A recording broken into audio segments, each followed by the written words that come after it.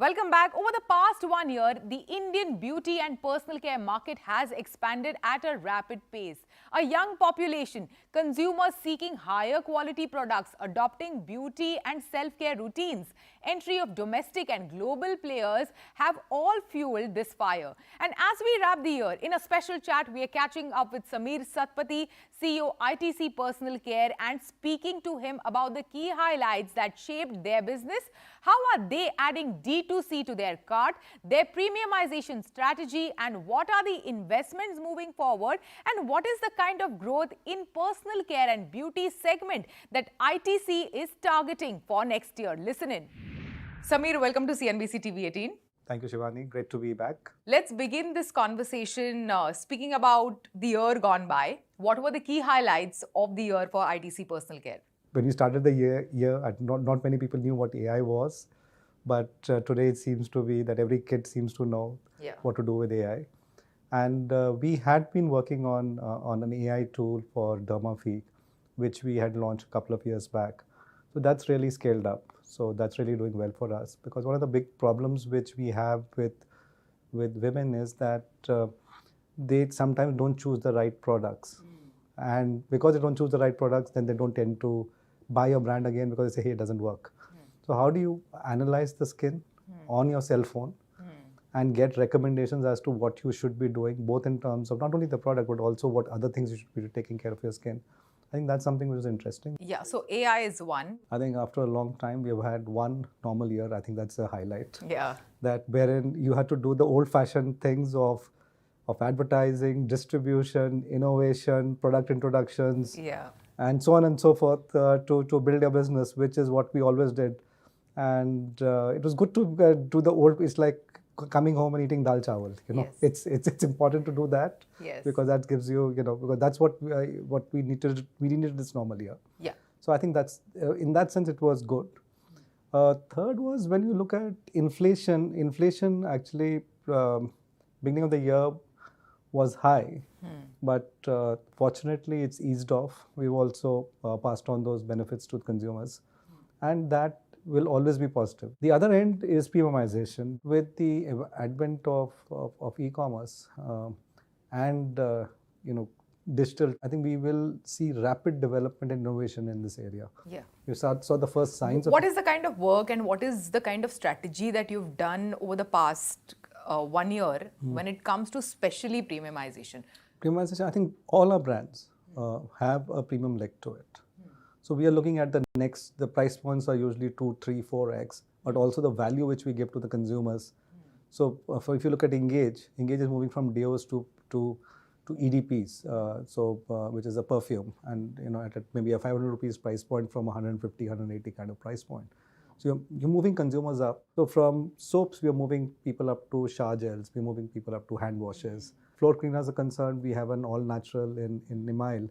So moving it up from the phenyls to something which is natural, good for your kids, because consumers wanted access. So that access itself creates demand. What percentage of your portfolio today, Sameer, will you call premium? 2 years back, that number was 26%. It's moved up to 37%.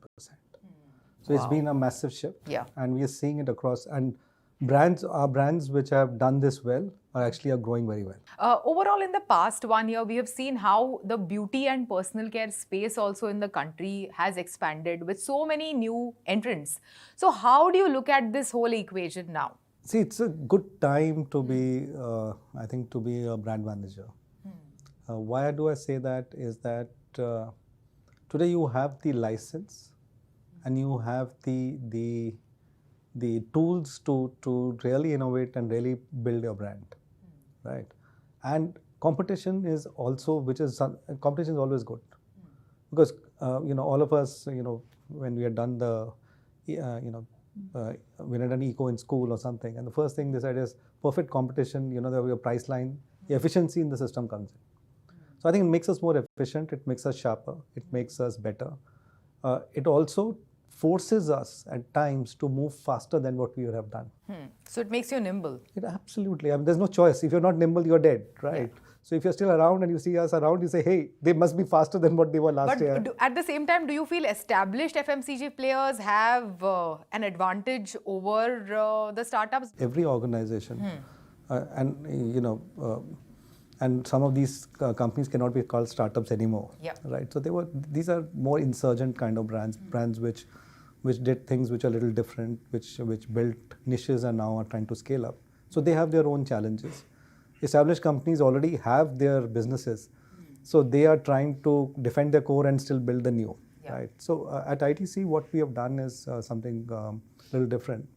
What we have done is we have created, especially for the digital space, we have created 3-4 brands which are more premium to have a D2C presence, which means innovation on D2C, it means presence on D2C. In the same way, we have also invested in a couple of D2C companies. Now, what that has created is a great ecosystem for us, because what we are doing is, we can, in ITC, we believe that learning is a two-way process. So they lean on us for certain things which we do better, and we lean on them for things which they do better. Also, our talent is exposed to that ecosystem, and their talent is exposed to us. So we also have our people going and sitting in those offices and working from there, because you learn and you pick up new things. One is it's not about that there is a formula, that this is the formula they know and this is the formula we don't. It's a way of working. It's a way of looking at things. It's a way of being frugal, or being fast, being smart. And these are things which environments teaches you. So so this ecosystem really helps us, and I would like to thank both our startups, which is Milo and Mother Splash, for helping us to do that. And we hope, and whatever they need from us, because there are certain things we do extremely well. They lean on us, and wherever they need help, they borrow from us. So I think it's great partnership. Yeah, you mentioned investing in certain brands and getting them to D2C, and then investing in D2C companies, and any more acquisitions in the pipeline that we expect from ITC Personal Care going forward? So if you look at us as a company, we will always look for value accretive innovation, acquisitions, and this is something which we have done very systemically over the years. The last acquisition was Yoga Bar, which was I think 4-5 months back. So at any point of time, we will always be talking to someone. We'll be looking at something. But it's a bit like marriage. It has to work for both people, right? So, and it has to be done in a manner that we feel that in our hands the business becomes much more valuable than what we pay for it. So it may be a good business, but it may just be that we can't grow it if we can't add value to it. Then there's no point acquiring it. So that, I think, is a bit of a dance. And unless you have to go through the hoops for it. Yeah. What are your learnings from D2C? What works over there? What strategies work as a leader? What do you think? One is, I think these are compact teams with high motivation who are trying to make a difference in their own lives. So a lot of them are coming from personal experiences, trying to solve for a certain problem, or are passionate about a certain area, so therefore they are really put their mind and soul into it. The second is, I think, their reliance on, because they don't have, they're building from nowhere.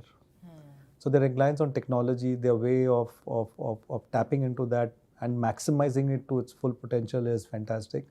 Third is, I think they tend to be not to be caught up with a lot of processes which larger companies might be using, because for them taking that decision quickly and taking it fast is a question of survival, which I think is great and really takes them to that 100-200 crore mark.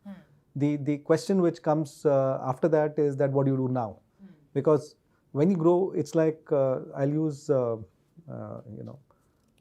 analogy of biology. So when you're a single cell organism, you don't need an exoskeleton, you don't need an inner skeleton. You can do things, But as you become, from a single cell organism, you become a more complex organism. You need to have specialization. You need to have, from a journalist, you need specialization. You need different things.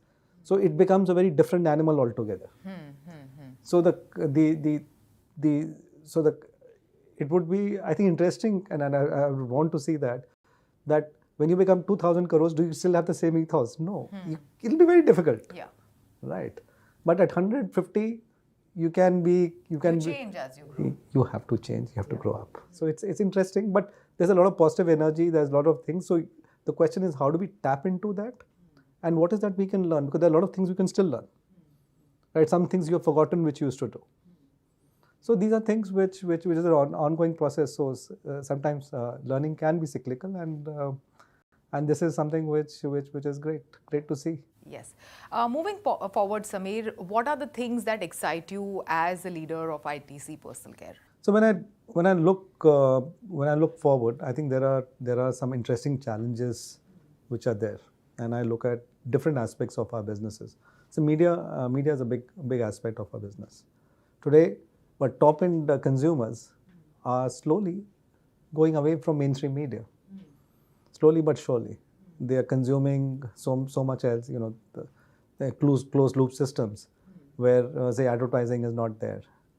Even mass consumers, we are seeing a lot of people spend a lot of time watching reels. Now, at a level, it is, you can say, it's like it's almost like an impulse that you look at your phone and start looking at it. But the fact is that they're spending their time there. What that does as a marketer is that now, how do I engage my consumer? What is my creative idea? What do I tell my agency? And how do we look at this new age pieces and still be able to reinforce our core and build new ones? So that's an interesting challenge to have. The second is when you look at channels. Now, previously, you used to have retailers and wholesalers. Today, you have retail, you have modern trade, which was there.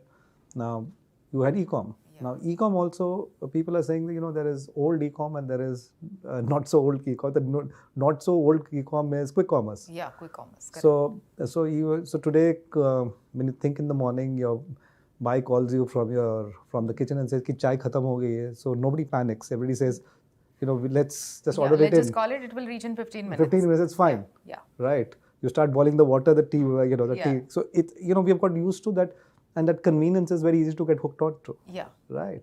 So there is a channel piece which is changing, and the way people consume goods because the channel piece is also changing. The availability which is there, the kind of things which are happening, were not so.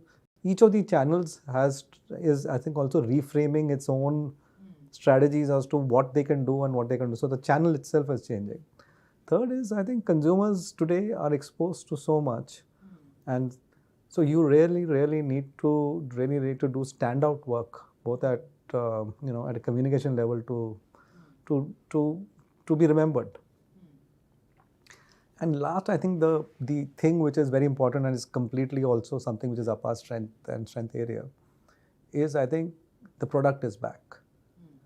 Because in the absence of anything else, you have to have fantastic products, because consumers then, that is the moment of truth, and they say, hey, this is great, I must come back.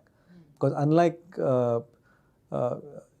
because you can do a lot of jazz, but in the end, that's where the reality hits, as the rubber hits the road. Yeah. So and also the cost of acquisition has become so high. So it's actually almost stupid not to invest in your product. Great. Thank you so much. Thanks for joining us today. Yeah, thank you. Thank you, Shiva.